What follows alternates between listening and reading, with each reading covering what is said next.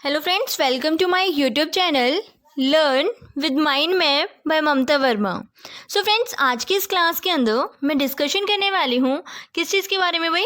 हम बात करने वाले फॉर्मेशन ऑफ स्टेट कि स्टेट की फॉर्मेशन किस तरह से होएगी एंड देन उस स्टेट की फॉर्मेशन में किसने किस तरह से पार्टिसिपेट किया था। फर्स्ट ऑफ ऑल, जो स्टेट की फॉर्मेशन होती है उसके लिए क्या बनाई गई थी, कमीशंस बनाए गए थे, कमेटी बनाई गई थी। तो कौन सी कमेटी सक्सेसफुली हुई थी ये हम अपने आज के इस लेक्चर के अंदर डिस्कशन करने वाले हैं। सो अपनी जो सीरीज चल रही है वो है जीरो से हीरो बनने की, और किस में भाई, पॉलिटी के अंदर। तो यहाँ से आपको पॉलिटी के जितने भी आपके बेसिक्स थे और जो भी आपके हाई पीक है वो सारी चीज़ें क्लियर हो जाएंगी बिल्कुल ईजी तरीके से। साथ के साथ आप जानते हैं अपना कंप्लीट कोर्स बिल्कुल फ्री ऑफ कॉस्ट रहने वाला है, सो आप इसे ज़रूर शेयर कीजिएगा मेनली उन बच्चों को जो फाइनेंशियली वीक हैं, जो अपने कोचिंग सेंटर्स को ज्वाइन नहीं कर सकते हैं, जो फीस वगैरह नहीं दे सकते हैं। अपना जो कोर्स रहने वाला है ये यूपीएससी, एपीएफओ, एसएससी एंड एनटीपीसी इन सब एग्जाम्स के लिए सफिशिएंट है, एनएफ है। इससे बाहर आपका कोई भी क्वेश्चन नहीं आने वाला, ये चीज़ गारंटी है। एंड आप इस चैनल को सब्सक्राइब कर सकते हैं, बेल आइकन को प्रेस कर सकते हैं ताकि आपको आने वाली जो वीडियोज़ हैं उनकी नोटिफिकेशन मिल जाए। सो स्टार्ट करते हैं अपने आज के लेक्चर को कि जो स्टेट्स हैं उनकी फॉर्मेशन किस तरह से हुई। फॉर्मेशन कैसे होती है भाई? फर्स्ट ऑफ ऑल, जो ब्रिटिशर्स थे वो इंडिया से जाएंगे तभी तो इंडिपेंडेंस आएगा, एंड तभी हम अपना जो भी स्टेट्स वगैरह है उनकी फॉर्मेशन कर सकते हैं। बिल्कुल भाई। तो उसके बाद क्या होता है, इंडिपेंडेंस का एक्ट आता है कब, 1947 के अंदर। एंड जो यहाँ पे क्या थी, कुछ स्टेट्स थी जहाँ पे अभी भी राजा जो थे वो रूल कर रहे थे। अच्छा, ऐसा क्या? हाँ जी बिल्कुल। तो क्या होता है भाई, 562 क्या थी, प्रिंसली स्टेट्स होती थी। उन सबको 3 ऑप्शन दिए गए। उन्हें बोला गया कि या तो आप इंडिया को ज्वाइन कर लो, या फिर आप पाकिस्तान को, एंड या फिर आप क्या कर सकते हो, इंडिपेंडेंस रह सकते हो, स्टे इंडिपेंडेंस। ठीक है। तो यहाँ पे कुछ बंदे थे, उन्होंने आपस में डिस्कशन किया, एंड जो अपने 549 थे वो क्या हो जाते हैं, ज्वाइन कर लेते हैं या तो इंडिया को या फिर पाकिस्तान को, किसी एक को। एंड जो रिमेनिंग थे, रिमेनिंग कितने बचे भाई, 549 ने ज्वाइन कर लिया, एंड जो 3 जो अलग अलग एक कैटेगरी थी वो बच गए थे। वो कौन थे भाई? एक तो जूनागढ़ था जो कि गुजरात में है, second Jammu and Kashmir, and third था हैदराबाद। ये 3 स्टेट ऐसी चीज़ थी जो क्या थे, सेपरेट आउट थे। इन्होंने बोला कि हमें ज़रूरत नहीं है ना इंडिया की ना पाकिस्तान की, हम सेपरेटली अपना जो रूल है वो कर सकते हैं। तो चलो ठीक है भाई। लेकिन उसके थोड़े टाइम बाद होता क्या है, उसके बाद जो जूनागढ़ था वो उसको एक्वायर कर लिया जाता है रेफरेंडम के थ्रू। अब आप बोलोगे रेफरेंडम इनटू से क्या? रेफरेंडम का मतलब है कि भाई आपसे जैसे बंदे होते हैं उस जगह पे जो रह रहे थे उनसे बोला जाता है, उनसे वोटिंग की जाती है कि आप इंडिया के अंदर आना चाहते हो, यस और नो। ठीक है। तो रेफरेंडम के थ्रू जो जूनागढ़ था उसको ऐड कर लिया गया था। देन जम्मू एंड कश्मीर को ऐड कर लिया गया था ट्रीटी विथ महाराजा हरि सिंह के थ्रू। कब हुई थी? 26 अक्टूबर 1947 में। उसके बाद बात करते हैं हैदराबाद को ऐड किया गया था एक पॉलिसी एक्शन के थ्रू। ठीक है। उसके अंदर क्या था, यहाँ पे एक ऑपरेशन हुआ था, क्या बोला जाता है, पोलो ऑपरेशन। यहाँ पे एक ऑपरेशन होता है जिसका नाम था पोलो। कब? 1948 के अंदर। उसके थ्रू जो हैदराबाद था उसको ऐड कर लिया जाता है हमारे इंडिया में। ठीक है भाई, इतनी चीज़ें क्लियर। उसके बाद क्या होता है, 26 जन 1950 को कॉन्स्टिट्यूशन को एनफोर्स कर दिया जाता है। ठीक है भाई, एनफोर्स कर दिया, चलो ठीक है। तो क्या एनफोर्स किया, 29 तो स्टेट्स बना दी गई, एंड उनको 4 ग्रुप के अंदर क्लासीफाई किया गया। अब आप बोलोगे अच्छा, 26 जन 1950 को हमारा जो कॉन्स्टिट्यूशन था उसको एनफोर्स कर दिया, बट स्टेट्स कितने थे उस टाइम पे, 29। उन्हें क्लासीफाई किया गया कैसे, 4 ग्रुप्स के अंदर। अच्छा, तो अब यहाँ पे 4 पेयर बना दी गई। जो पेयर फर्स्ट था या पार्ट फर्स्ट था उसके अंदर 9 स्टेट्स थी, पार्ट बी के अंदर फिर से अगेन 9 स्टेट्स थी, पार्ट सी के अंदर 10 स्टेट्स थी, एंड पार्ट डी के अंदर 1 स्टेट थी। उसका नाम क्या था, अंडमान एंड निकोबार। ठीक है। 4 पार्ट्स के अंदर स्प्लिट कर दिया गया था इन 29 स्टेट्स को। अब आगे क्या होने वाला है, आगे क्या होएगा भाई, उसके बाद कुछ डिमांड्स आने लगी। क्या आने लगी भाई कि लिंग्विस्टिक बेसिस पे हमारा जो है वो डिवीज़न वो करो। वो कैसे भाई? उन्होंने कहा कि बहुत सारे ऐसे एरियाज़ हैं इंडिया के अंदर जहाँ भी कोई भी लैंग्वेज कंपलसरी नहीं है कि यहाँ पे यही लैंग्वेज बोली जाएगी, यहाँ पे मद्रासी रहेंगे या फिर यहाँ पे तमिल रहेंगे, ऐसा कोई फिक्स नहीं है। ठीक है। तो उन्होंने कहा कि हमारी जो लैंग्वेज है उसके बिहाव पे हमें सेपरेशन चाहिए, हमें अलग अलग स्टेट चाहिए। तो अब क्या बनाया गया, लिंग्विस्टिक कमीशन बनाया गया। ठीक है भाई, उसने क्या किया, फिर उसने एक एस.के. धर कमीशन की फॉर्मेशन की। एस.के. धर नाम का एक कमीशन आया कब, 1948 के अंदर, जिसने अपनी रिपोर्ट देखी कि भाई इधर उधर घूम गए कि भाई क्या हमें ज़रूरत है भाषा के आधार पर अपने इंडिया को स्प्लिट करने की। तो उसने डायरेक्ट मना किया, उसने रिजेक्ट कर दिया कि लिंग्विस्टिक स्टेट की फॉर्मेशन करना सही नहीं होगा हमारे इंडिया के लिए। यहाँ पे हमारी यूनिटी क्या हो जाएगी, यूनिटी पे इफेक्ट पड़ेगा, क्योंकि फिर क्या हो जाएगा, बंदों के अंदर दिमाग में आ जाएगा कि नहीं ये हिंदू है, ये मुस्लिम है, ये कम्युनिटी है, ये कम्युनिटी है। सो दैट्स वाई इंडिया की जो पूरी की पूरी यूनिटी थी उसको ज़्यादा हार्मफुल इफेक्ट हो जाता।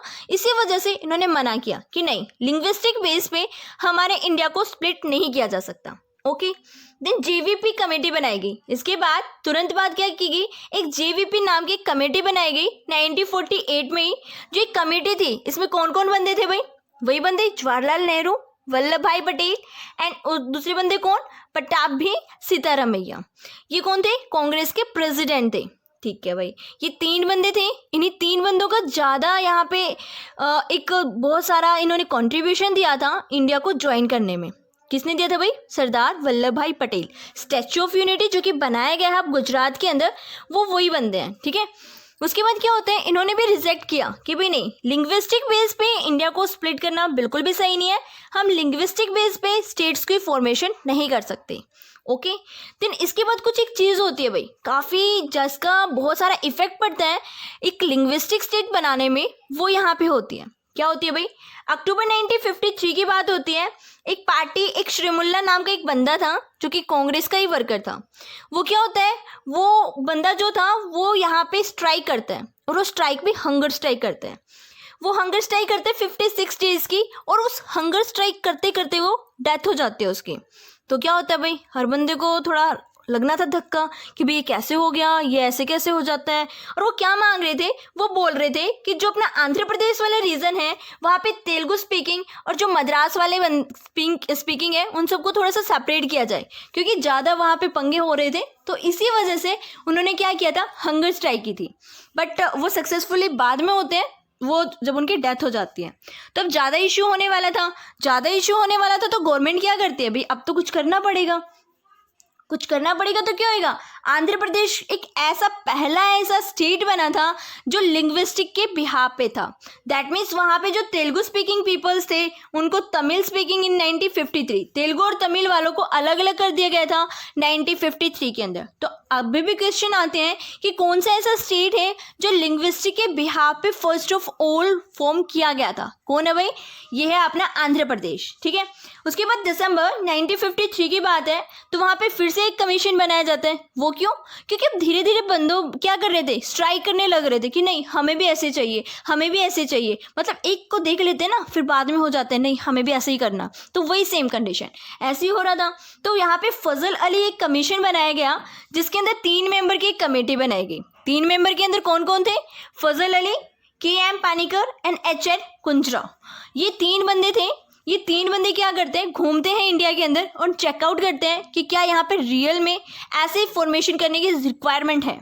तो क्या होता है, इस कमीशन ने अपनी रिपोर्ट सौंपी कब, 1955 के अंदर। दैट मीन्स कब, ठीक 2 साल बाद। उन्होंने क्या कहा, लैंग्वेज के बिहाफ पे यहाँ पे स्टेट्स को अलग अलग करना सही नहीं होगा, तो हमें क्या करना पड़ेगा, कुछ अदर फैक्टर्स को भी यहाँ पे कैलकुलेट करना पड़ेगा। ठीक है, इतना हो जाता है। इतना होने के बाद क्या करेंगे, जो स्टेट रीऑर्गेनाइजेशन एक्ट था वो फिर से लाया जाता है कब, 1956 में। क्या किया जाता है, एक स्टेट रीऑर्गेनाइजेशन एक्ट लाया जाता है 1956 में, एंड उसको पास कर दिया जाता है।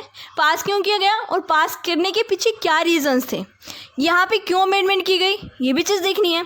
तो यहाँ पे क्या होती है, 7th कॉन्स्टिट्यूशनल अमेंडमेंट होती है कब, 1956 के अंदर।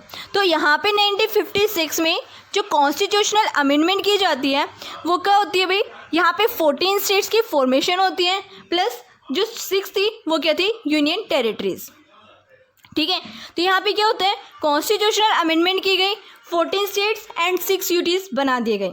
उसके बाद क्या होता है, 1 नवंबर 1956 में जो 4 फोल्ड के क्लासिफिकेशंस थी, जो 4 फैक्टर्स बनाए गए थे 29 स्टेट्स के लिए, वो ख़त्म कर दिया जाता है, उसको अबॉलिश कर दिया जाता है। अब आप बोलोगे चलो ठीक है, उसको अबोलिश कर दिया, ये नई एक चीज़ लेके आ चुके हैं, बट ये तो बताओ ना, जो 7th कॉन्स्टिट्यूशनल अमेंडमेंट था वो क्यों किया? जो ये कॉन्स्टिट्यूशनल अमेंडमेंट में था ना, ये इसलिए किया क्योंकि जो हमारा पूरा का पूरा कॉन्स्टिट्यूशन है ना, उसमें सिर्फ 4 फोल्ड की क्लासिफिकेशन ही थी उस टाइम पे। हमारे को ये जो अलग अलग स्टेट करना, सेपरेट आउट करना, ये ऐसी कोई भी वहाँ पे एक रूल नहीं था, यहाँ ऐसा कुछ लिखा हुआ नहीं था। तो उस नई एक चीज़ को ऐड करने के लिए हमें क्या करना पड़ा, एक अमेंडमेंट बिल पास करना पड़ा। वो क्या था? 7th कॉन्स्टिट्यूशन अमेंडमेंट थी 1956 में। सो इसीलिए यहाँ पे कॉन्स्टिट्यूशनल अमेंडमेंट की गई थी कि हमारे जो एक नई चीज़ को हम बना रहे हैं, यहाँ पे एक नई अपनी ड्यूटीज़ एंड स्टेट्स की फॉर्मेशन कर रहे हैं। तो अब जो स्टेट और जो यूनियन टेरिटरीज थी वो कौन कौन सी बनाई गई थी एंड कैसे, उनके क्या क्या नाम थे उस टाइम पे, वो हम देख लेते हैं। फर्स्ट थी आंध्र प्रदेश, सेकेंड थी अपनी Assam, Bihar, Bombay, Jammu and Kashmir, Kerala, MP, Madras, Mysore, Orissa, Punjab, Rajasthan, United Provinces, West Bengal. जो अपनी यूपी थी, जो आप आज के टाइम में उत्तर प्रदेश बोलते हो, वो यूनाइटेड प्रोविंसेस थी। ठीक है, अब बात करते हैं यूनियन टेरिटरीज की। यूनियन टेरिटरीज कौन सी थी? अंडमान निकोबार, दिल्ली, हिमाचल प्रदेश, जो लक्षद्वीप था, मिनिकॉय था और अमनदीव थी। और जो ये अपने आइसलैंड थी, कंबाइन करके एक क्या बना दिया था? यूनियन टेरिटरी, जो लक्षद्वीप था। एंड उसके बाद मणिपुर एंड त्रिपुरा, ये भी क्या थी? यूनियन टेरिटरीज थी। चेकआउट करते रहना, क्योंकि अब जो यहाँ पे हिमाचल प्रदेश है और जो मणिपुर एंड त्रिपुरा है, ये अब यूनियन टेरिटरीज हैं। आप बाद में देखोगे यूनियन टेरिटरीज ना होके ये स्टेट की फॉर्मेशन करेंगे। ठीक है, और उस टाइम पे क्या होता है भाई, यहाँ से स्टार्ट हो जाता है क्या करना, अपने यहाँ पे अपनी स्टेट्स का रीऑर्गेनाइजेशन करना। ठीक है, और जब वो स्टार्ट हो जाता है, अब आप बोलोगे चलो ठीक है, अब ये पूरे का पूरा इंडिया का एरिया है, अब इसमें हम कुछ भी काट रहे हैं, एरियाज को अलग अलग बना रहे हैं, तो उसके लिए क्या करेगा? अमेंडमेंट की रिक्वायरमेंट है? बिल्कुल भी नहीं है भाई। क्यों अमेंडमेंट क्यों करें हम? क्योंकि तो हमारा इंडिया का एरिया है, उसी के अंदर ही हम कुछ ऐड कर रहे हैं, मतलब उसी के अंदर ही चीज़ों को सेपरेट आउट कर रहे हैं, तो वहाँ तो हमें अमेंडमेंट नहीं चाहिए। अगर हम कोई भी एक्शनल एरिया की बात करेंगे, मतलब हमें यहाँ से उठा के किसी दूसरी जगह पे एरिया को किसी को देना है, तो उसके लिए हमें क्या चाहिएगा? अमेंडमेंट। अगर हमें लेना हुआ तो भी अमेंडमेंट। ठीक है, अगर हमें अपने ही इंडिया के अंदर काम कर रहे हैं, कहीं भी कुछ भी काम कर रहे हैं, कहीं पे एरिया को, सीमा को काट रहे हैं, कहीं पे बढ़ा रहे हैं, तो उसके लिए हमें कोई भी अमेंडमेंट की रिक्वायरमेंट नहीं है, जो कि हम कल वाले लेक्चर के अंदर डिस्कशन कर चुके हैं। ठीक है, अगर हम बाहर वाले एरिया की बात करते हैं, तो उसके लिए हमें अमेंडमेंट की रिक्वायरमेंट होगी ही होगी। ठीक है, सो ये था अपने आज के लेक्चर के अंदर कि किस तरह से हमारी जो स्टेट्स थी उनकी फॉर्मेशन हुई। एंड इसकी जो पार्ट सेकेंड है, उसके अंदर हम जो अलग अलग स्टेट्स हैं उनको पकड़ के फिर एक एक करके डिफाइन करेंगे कि हाँ, ये वाले स्टेट की फॉर्मेशन इस तरह से हुई एंड यहाँ से इस एरिया को कट डाउन करके एक अलग से सेपरेट स्टेट बना दी गई। ठीक है फ्रेंड्स, सो अगर आपको डाउट बनते हैं किसी भी पॉइंट पे, तो आप मुझे कमेंट सेक्शन के थ्रू अपने डाउट्स को जरूर क्लियर कर सकते हैं। अगर आपको लगता है वीडियो अच्छी है एंड बेस्ट है, तो आप इसे ज़रूर शेयर कीजिएगा अपने फ्रेंड्स के साथ में, और जो भी कमी लगती है वो प्लीज़ आप बताइएगा, ताकि मैं उसे इम्प्रूवमेंट कर सकूं। और आपका जो कंप्लीट कोर्स रहने वाला है, ये काफ़ी इंपॉर्टेंट रहने वाला है आपके आने वाले एग्जाम्स के अंदर।